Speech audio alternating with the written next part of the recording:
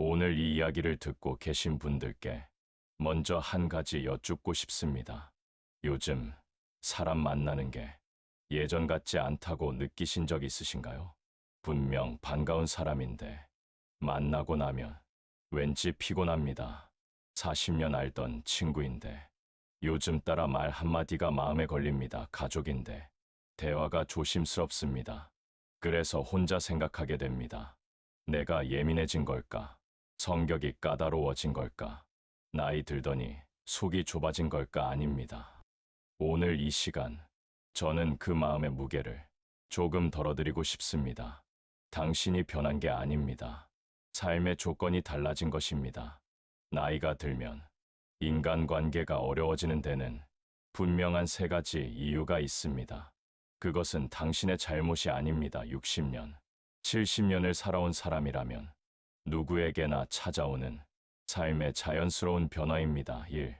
회복의 시간이 길어졌습니다. 첫 번째 이유입니다. 30대, 40대 시절을 떠올려 보십시오. 친구들과 밤 12시까지 이야기해도 다음 날 출근할 수 있었습니다. 누군가 불편한 말을 해도 하룻밤 자고 나면 잊혔습니다. 그럴 수도 있지. 그렇게 넘길 수 있는 마음의 여유가 있었습니다. 그때는 몸도 빨리 회복했고 마음도 빨리 회복했습니다. 하지만 60이 넘고 70이 넘은 지금은 다릅니다. 사람을 만나고 돌아오면 몸이 먼저 무겁습니다. 다리가 붓고 어깨가 뻐근합니다. 2시간만 앉아 있어도 허리가 아픕니다. 집에 돌아와 소파에 앉으면 한동안 일어나기가 싫습니다. 그런데 몸만 피곤한 게 아닙니다. 마음도 회복이 느려졌습니다. 누군가 무심코 던진 말, 한마디 예전 같으면 흘려들었을 그 말이 이상하게 자꾸 떠오릅니다. 잠자리에 누워서도 생각납니다. 그 말이 무슨 뜻이었을까? 나를 무시한 걸까? 왜 그런 식으로 말했을까? 새벽 3시에 눈이 떠집니다. 어젯밤 그 생각이 아직 가슴 한쪽에 남아 있습니다. 천장을 바라보며 2시간을 뒤척입니다. 이것이 바로 감정 체력이 줄어든 것입니다. 우리 몸에 체력이 있듯이 마음에도 체력이 있습니다. 상처를 받아들이고 소화하고 털어내는 힘, 그것을 감정 체력이라고 부릅니다. 30대에는 그 체력이 100이었다면 50대에는 70, 60대에는 50, 70대에는 30으로 줄어듭니다. 젊었을 때는 상처가 와도 3일이면 아물었습니다. 하지만 지금은 3주가 지나도 때로는 3달이 지나도 그 말이 생각납니다. 그래서 예전에는 웃고 넘기던 일이 지금은 상처로 남습니다. 예전에는 별일 아니었던 말 한마디가 지금은 가슴에 못처럼 박힙니다. 이것은 당신이 예민해진 게 아닙니다. 버틸 수 있는 여력이 줄어든 것입니다. 그 변화 자체가 노화의 자연스러운 일부입니다. 한번 생각해 보십시오. 35살 때 밤새 술을 마셔도 다음 날 출근했습니다. 65살인 지금은 어떻습니까? 저녁 7시에 과식만 해도 다음 날 종일 속이 더부룩합니다. 몸이. 그런데 마음이라고 다르겠습니까? 회복하는데 시간이 더 필요한 것입니다. 그것을 인정하는 것이 나 자신을 탓하지 않는 첫걸음입니다. 어느 72살 어르신의 이야기를 들려드리겠습니다. 그분은 평생 사교적인 분이셨습니다. 50년 넘게 다닌 동창회도 빠지지 않고 동네 모임도 열심히 나가셨습니다. 사람 만나는 걸 좋아하셨고 어디서든 분위기를 밝게 만드는 분이셨습니다. 그런데 70이 넘어가면서 조금씩 달라지셨습니다. 모임에 나가면 예전처럼 즐겁지가 않았습니다. 누가 무슨 말을 해도 괜히 신경이 쓰였습니다. 집에 돌아오면 진이 빠져서 이틀은 누워 계셔야 했습니다. 그러다 어느 날 45년 지기 친구가 무심코 한 말에 깊이 상처를 받으셨습니다. 자네는 참 팔자가 좋아. 아들이 잘 돼서 걱정이 없겠네. 그냥 하는 말이었습니다. 칭찬이었을 수도 있습니다. 하지만 그 말이 며칠이고 잊히지 않았습니다. 내가 뭘 팔자가 좋아. 내가 얼마나 고생했는데 내 노력은 아무것도 아니란 말인가. 그 뒤로 그 친구 연락을 받으면 가슴이 답답해졌습니다. 결국 6개월째 연락을 피하고 계십니다. 그분이 제게 물으셨습니다. 스님, 제가 이상한 건가요? 45년 친구인데 그 말 하나에 이렇게 되다니 제가 너무 속이 좁은 건가요? 저는 말씀드렸습니다. 아닙니다. 당신의 마음 그릇이 작아진 게 아닙니다. 마음의 회복 시간이 길어진 것입니다. 그것은 누구에게나 오는 변화입니다. 스스로를 탓하지 마십시오. 그분의 눈가가 붉어지셨습니다. 주름진 손으로 눈물을 훔치셨습니다. 이 대화의 주제가 달라졌습니다. 두 번째 이유입니다. 30대, 40대 때 친구들과 무슨 이야기를 했는지 떠올려 보십시오. 아이들 학교 이야기, 회사에서 있었던 일, 주말에 어디 갈지, 어떤 차를 살지, 무슨 드라마가 재미있는지. 가볍습니다. 설령 의견이 달라도 그래? 난 좀 다르게 생각하는데 하고 웃으며 넘어갈 수 있었습니다. 서로의 삶에 직접적인 영향을 주는 이야기가 아니었기 때문입니다. 하지만 60이 넘고 70이 넘으면 대화의 주제가 달라집니다. 건강 이야기, 병원 이야기, 돈 이야기, 집 이야기, 상속 이야기, 자식 이야기, 돌봄 이야기. 이 주제들은 가볍지 않습니다. 누가 옳고 그르다로 끝나지 않습니다. 감정과 이해관계가 복잡하게 얽혀 있습니다. 예전에는 친구 이야기로 끝났던 말이 이제는 내 삶의 안전과 직접 연결됩니다. 친구 5명이 모였다고 생각해 보십시오. 나 지난달에 무릎 수술했어. 그래. 나는 작년에 했는데 아직도 계단 오르기 힘들어. 난 수술은 안 했는데 허리가 영 안 좋아. 여기까지는 괜찮습니다. 서로 위로가 됩니다. 그런데 대화가 조금만 방향이 틀어지면 달라집니다. 난 아들이 수술비 다 내줬어. 좋겠다. 우리 아들은 연락도 잘 안 해. 딸이 둘인데 누가 더 부모를 챙기는지 보면 순간 공기가 달라집니다. 누가 더 아픈지, 누가 더 여유 있는지, 자식이 잘 됐는지, 돌봄을 누가 맡는지, 이런 비교가 스치기만 해도 마음이 예민해집니다. 말 한마디에 질투가 묻어나고 질투 뒤에는 서운함이 따라옵니다. 40년 우정이 한순간에 흔들립니다. 68살이신 한 어르신의 이야기입니다. 그분에게는 50년 지기 단짝 친구가 있었습니다. 중학교 때부터 함께했고 결혼식에서 서로 축가를 불러줬습니다. 자식들 돌잔치도 함께 다녔고 명절마다 가족끼리 만났습니다. 반세기를 함께한 사이였습니다. 그런데 3년 전 두 사람 사이에 금이 갔습니다. 계기는 아주 사소했습니다. 둘이 점심을 먹다가 친구가 말했습니다. 우리 며느리가 매주 와서 청소해주고 반찬도 해놓고 가, 참 복 받았지. 그냥 하는 말이었습니다. 자랑이라고 할 것도 없는 일상적인 이야기였습니다. 하지만 그분은 그 말이 가슴에 박혔습니다. 왜냐하면 본인의 며느리와는 6개월째 연락이 없었기 때문입니다. 아들 부부가 바쁘다는 핑계로 명절에도 얼굴을 안 비춘 지 2년이 넘었습니다. 그날 밤 잠이 오지 않았습니다. 쟤는 왜 꼭 그런 말을 할까? 내 상황 아는데 일부러 그러는 건가? 50년 친구인데 그것도 모르나? 다음 주에 친구가 연락을 했습니다. 만나자고요. 하지만 전화를 받지 않았습니다. 그 다음 주에도 지금은 1년 넘게 서로 연락이 없습니다. 50년 우정이 말 한마디로 끊어진 것입니다. 그분이 제게 말씀하셨습니다. 스님, 저도 압니다. 그 친구가 나쁜 뜻으로 한 말이 아닌 거. 근데 그때는 참을 수가 없었어요. 지금 생각하면 내가 왜 그랬나 싶은데 이제 와서 먼저 연락하기도 그렇고 주름진 손을 바라보며 그분은 한숨을 쉬셨습니다. 목 끝이 아려왔습니다. 젊었을 때의 대화는 재미가 목적이었습니다. 그래서 의견이 달라도 상관없었습니다. 영화 취향이 달라도 정치 생각이 달라도 넌 그렇게 생각하는구나 하고 넘어갔습니다. 하지만 노년의 대화는 다릅니다. 대화의 주제가 곧 나의 현실입니다.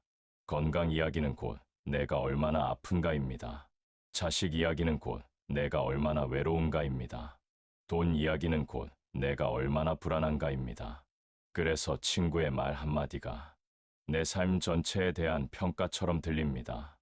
넌 행복하고 난 불행하다는 선언처럼 느껴집니다. 이것이 두 번째 이유입니다. 나이가 들면 대화의 무게가 달라집니다. 가벼운 수다가 어느새 무거운 비교가 됩니다. 그래서 관계는 쉽게 뜨거워지고 쉽게 멀어집니다. 3.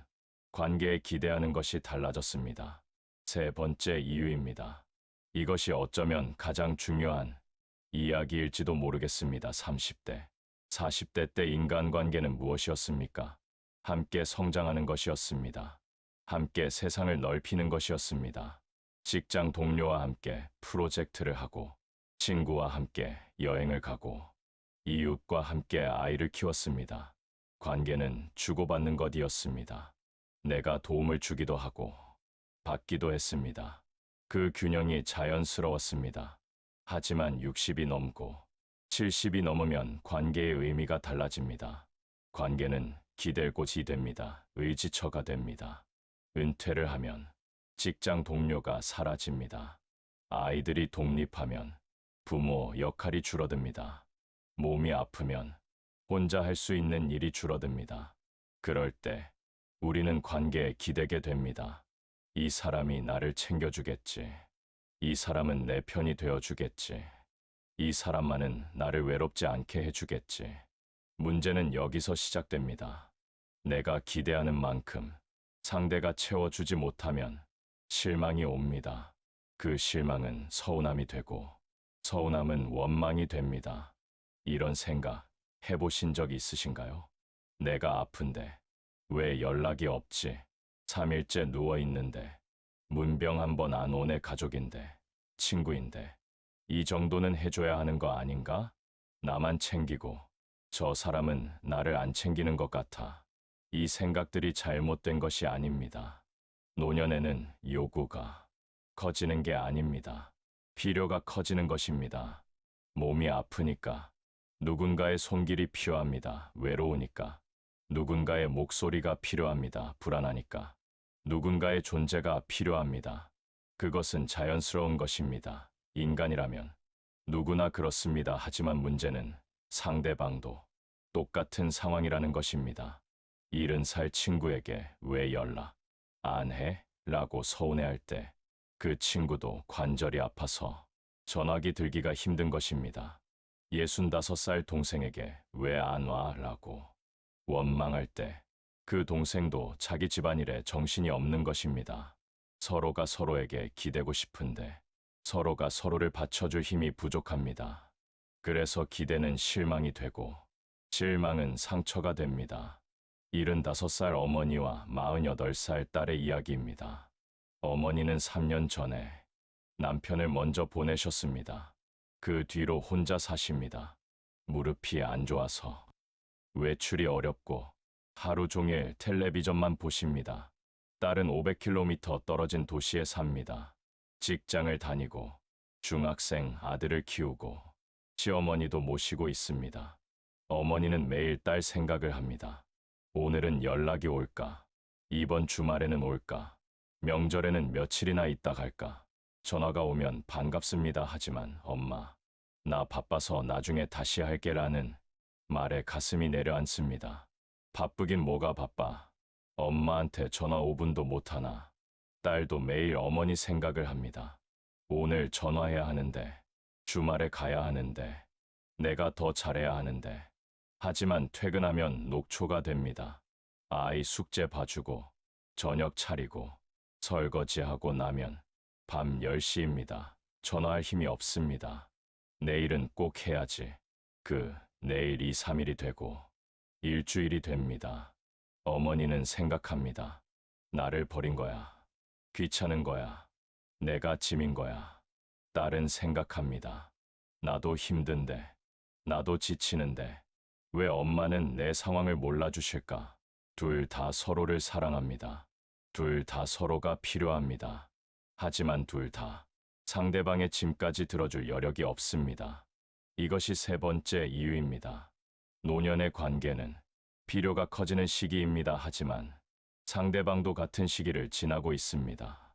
서로의 필요가 부딪힐 때 관계는 어려워집니다. 그렇다면 우리는 어떻게 해야 할까요? 지금까지 나이 들수록 인간관계가 어려워지는 세 가지 이유를 말씀드렸습니다.